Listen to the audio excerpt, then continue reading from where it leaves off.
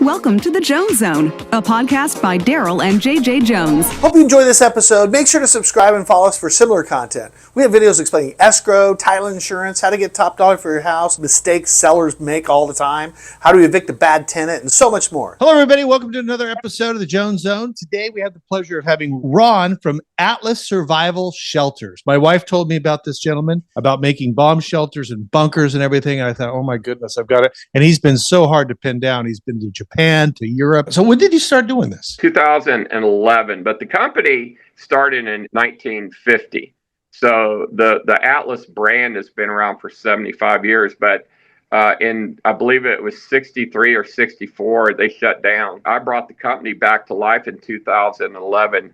Originally was formed in Sacramento, California, and it was called Atlas Bomb Shelters. And I was like, this is 2011, all that woke crap's going on. Just to be politically correct, I don't want to scare people and say Atlas Bomb Shelters. So we called it Atlas Survival Shelters. But if you drive down the highways, you'll see billboards that say Atlas Bomb Shelters. We're using it now because no one's offended by it. But yeah, 10 years ago, people were like, why would anybody want a bomb shelter? Now we live in a world where a lot of people want a bomb shelter, especially if you go to, like I did, I just went to Israel and saw all the damage from all those ballistic missiles. And, they shot in 1,550 missiles and drones. Of course, about 90% of them got shot down, but a couple hundred of them hit. Only 28 people were killed. And these ballistic missiles had they had like a 1,000 or 2,000 pounds of explosives, which is a giant bomb. And one bomb would take out 20 buildings. Okay, I went there and saw this. So they literally, in one spot, they're knocking down 22 buildings from one bomb, okay, because of the damage was so severe. But only 28 people died from all that bombing in Israel. And why? Well, 2 words, bomb shelters. They were in their bomb shelters because everyone in Israel has bomb shelters. 28 people that died weren't in bomb shelters, or they were up in the apartments and the high rise got hit and the building came down. So, but not a single person was killed in an underground bomb shelter in Israel during that whole 12-day war. Well, that makes a lot of sense. Now, what about in the States? So do you have a state?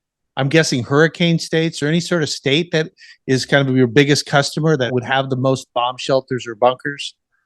Well, Oklahoma has a lot of tornado shelters, so you always want to try to get a peacetime or a residential use out of the bomb shelter. So it's like it's a movie theater and a tornado shelter, or it's a hurricane shelter and a bomb shelter, or it's this or that. So the shelters can have multiple uses, especially in states like Florida where they have hurricanes, but we don't do underground bunkers there. We do above ground bunkers. They basically look like a concrete building, just big square, solid concrete. But if you go to Oklahoma or North Texas where I am, you'll spend the night in your bunker tonight because here it's going to be a night of storms and there's tornadoes predicted. So you just go spend the night in your bunker and watch TV down in the bunker. It's kind of fun. It will depend on the natural disaster. But the other thing that most people are using their bunkers for, because we are in America, wine cellars and gun rooms. Those are the 2 big items. A lot of people are converting their bunkers into a big giant gun room or a beautiful wine cellar. And they'll go down there if a storm comes or some threat. They'll close the security door and turn on the air system, and the wine cellar becomes the fallout shelter. So you will have a residential or a peacetime use of most bunkers that Atlas builds. I'm guessing that did COVID kind of spur on your business? Have you seen a big increase in activity here the last few years? Yeah, COVID was a spike. So business has been good since 2020. The COVID started it. The Ukraine war enhanced it. The Israeli war enhanced it again. Every war creates a spike where people are on the fence, like, am I really going to spend my money on a bomb shelter?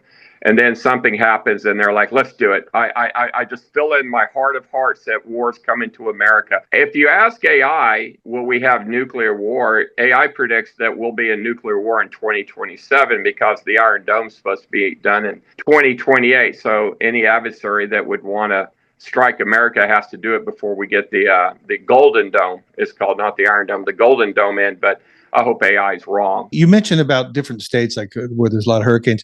Do you work for any new home builders? Are there any new home builders that are including bomb shelters? Because I know, for example, I'm in California. We don't have basements, but Yeah, I know a lot of different states have basements. I have two subdivisions. One's 20 minutes from me. And every house, there's 86 houses, and every house has got a 1,000 square foot bomb shelter included. A true bomb shelter with double blast doors, the air system, and escape tunnel. Then I'm doing a neighborhood in Oklahoma that's got 125 houses called Hollow Point. There's a link to it on my website if anybody's watching this wants to go see it. Go to atlassurvivalshelters.com or go to my website. In the upper right-hand corner, it says Hollow Point Ranch. That is a prepper, 2,000-acre prepper development, basically put in for prepper-minded people where you can build your house and have your bunkers there with it and have 5 acres of land with your house, just like this other property is 20 minutes from me. But yeah, I mean, every single one of my bunkers that almost every bunker I'm doing is going underneath a barn or a house or something, some kind of structure. Most people do not just put the bunker out in the middle of the field and then you walk out in the middle of the field and open a hatch and go down a bunker. Most of them have access from their house, and they have a secret passage, like the kitchen counter slides back and you go down the stairs under the kitchen counter. Wow. Or the bookshelf opens, or what looks like a stone wall is actually hinged and the stone opens up. You know, like in all these videos, those are all leading to bunkers. Yeah. Oh, this is so cool. If you have a lot of money and you want the next coolest thing that you can only show your best friend, showing the secret passage to your secret bunker is probably the coolest thing that a wealthy person can do. I mean, these guys that I deal with, they always tell me, outside of their mega yacht or something, their bunkers excites them more than their private planes and a lot of things. But having a bunker puts you in not even a 1 out of 100, it puts you in a 1 out of 1,000,000 people. There's 7,000 Rolls Royces produced a year. 5,000 of those Rolls Royces are coming to America. America only builds about 500 nice bunkers a year. So you have a 10 times more likely chance of running into somebody that has a Rolls Royce than you are running into somebody who has a bunker. It's that rare. And you will not probably see a Rolls Royce today. It's very seldom you see a Rolls Royce, unless you go into Dallas and go to Highland Park or something, like a status symbol. Yeah. So just give you an idea, 10 times more Rolls Royces sold in America than luxury bomb shelters. Trying to change that because I'm trying to get these builders to just incorporate them even into their spec houses.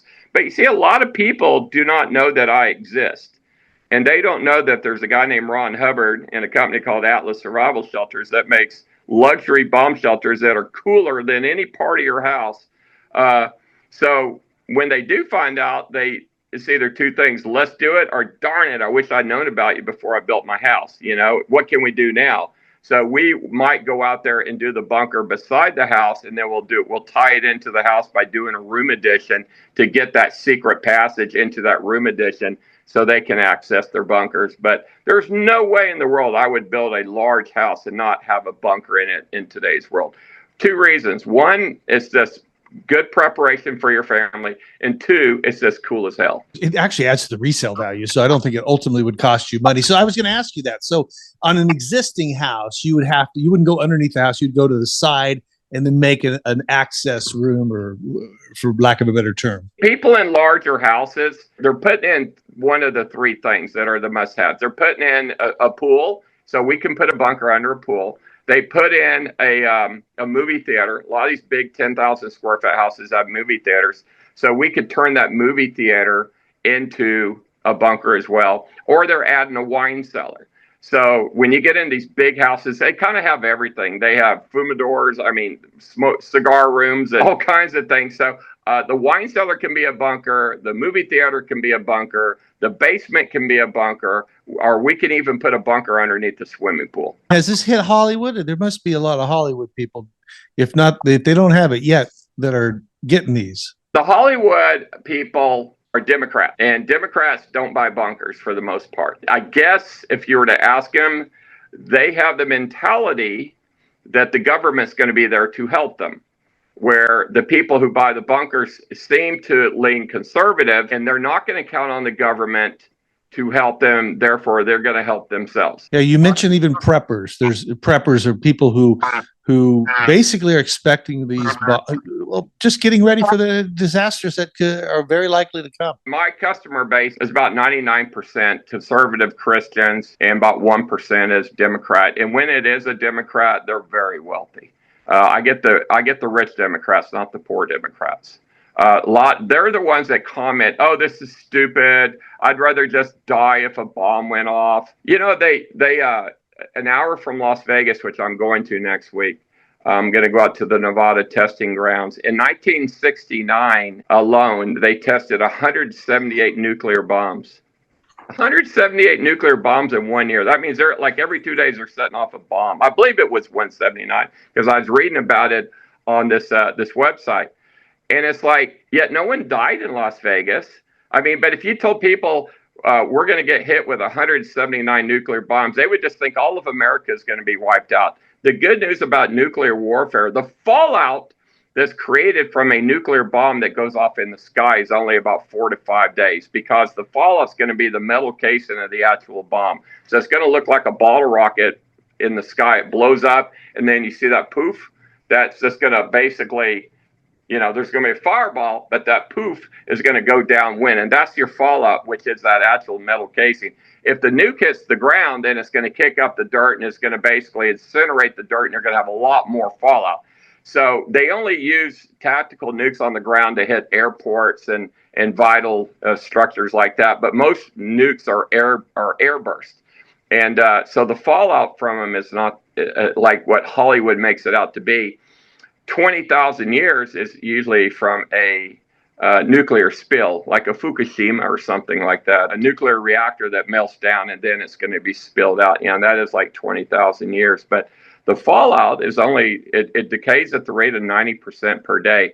So if you do the math, if a bomb went off today, that radiation or that fallout loses 90% of its intensity every single day. So tomorrow it's 10%. The next day it's at 1%. The next day it's at 1/100%, and the fourth day it's at 1/1000th. Well, you're going to get 1/1000th walking out in the sun today. So technically, after 4 days, if it's an airburst nuclear bomb, you can walk out. You can go outside, and it's safe to go out into that. Now, you might want to check it just in case I'm wrong. Send your brother or sister out first. I'm joking. Well, you should always have a canary in a cage, or somebody you really don't like. Say, Bob, go outside and get the dog. Well, actually, speaking of it, what you'd want to do is you'd have a canary or some sort of animal? I mean, I don't know if that comes up or not, but I know you're half kidding. I would say, pick your friend that you like the least and tell him he to grab something and then leave him out there a while. Now, a canary in the coal mine is basically for methane gas, okay? It will put him to sleep. So I don't know what the fallout would do to a bird. You see, animals have higher resistance than humans. There's some things that basically thrive, like cockroaches. Cockroaches aren't affected by the nuclear fallout. So an animal's not a good gauge to send out to test it. But there's a thing called a dysometer, and you can basically test the radiation in the air, and it will tell you if the levels are safe. And if you're going to have a bomb shelter, you're going to spend $100 and get the radiation gear and the gauges and radiation detectors and everything. You'll have it in your bunker, so just in case that ever happens. And then if you're going to do that, you might as well have some potassium iodide, which basically protects your thyroid in your neck. I got some right here. But it's surviving is not really hard if you just are prepared and you understand the facts of it. But all these people say, "Oh, if a bomb goes off, I just want to go." Well, those are idiots. You don't have to. And you could stock it though with food and etc. and get it up and running. And you don't have, what's the maintenance? What kind of maintenance is required? Really not much of anything. You go down in a bunker that's kept at, 55, 60 degrees. Everything stays fresh and cool down there. The main thing is just make sure your batteries are charged, because you're going to need power. But most of these bunkers are run on batteries. And you just got to make sure that if the solar panels or the wind turbines go down, or some of them are charged by a diesel generator. We build bunkers with diesel generators. Remember during World War II, the submarines ran on diesel motors, but the way they worked is they'd have to come to the surface so they could exhaust the fumes from the diesel generator. But they would charge the batteries in the submarine. Once they're charged up, the submarine would dive and it would run on batteries. But bunkers run the same way. They have batteries and they have a way to recharge them. So it can either be a diesel generator, it could be a wind turbine to charge the batteries, or it could be solar panels. And a lot of people will have all three of those, or at least two of them, so they have some form of redundancy. So if shit ever does hit the fan, they have an answer to it. But fuel tanks? Did anybody put a big fuel tank there? I don't know. I'm just thinking as a layman might think. If you get a diesel generator from it, you got a 1,000-gallon fuel tank. And depending on the generator, it might run it a year. So, and then if that runs out, you're going to have solar panels that you could always walk outside and pop up, so we always leave solar panels in the bunkers. These bunkers, they're like a yacht, imagine a yacht crossing the ocean. You're going to have everything on that yacht, twin motor, water purification system, so you can take salt water and drink it. You're made to survive, and the bunkers are made to survive. Now, a small bunker that costs $20,000 is going to have all the luxuries of $1 million bunker, but it will do the job for the 4 days. And you could be thrown in a jail cell without food and water for 4 days and survive. Would it be fun? No, it wouldn't be fun. But a lot of you're alive. That's all they can afford, and that's all they really want to invest in their family's protection, is to buy a shelter that would double as a tornado shelter and put it in the backyard. Is why we call it the backyard bunker. So like I said, I got everything from the backyard bunker to a high-end multi-million-dollar luxury bunker, and I sell them all. Well, I've had clients that moved to places like South Carolina, and they were. I remember talking to her once, and she was afraid because there was a storm coming in. I can't imagine not having one if I was in an area where hurricanes and tornadoes were at all the time. That would just be goodness. Have fun. Ron, thank you so much for joining us. Anybody want to get a hold of you? What's the best way to get a hold of you? 1-855-4-BUNKER, or just subscribe and follow me on social media, atlassurvivalshelters.com, or just anything Atlas Survival Shelters.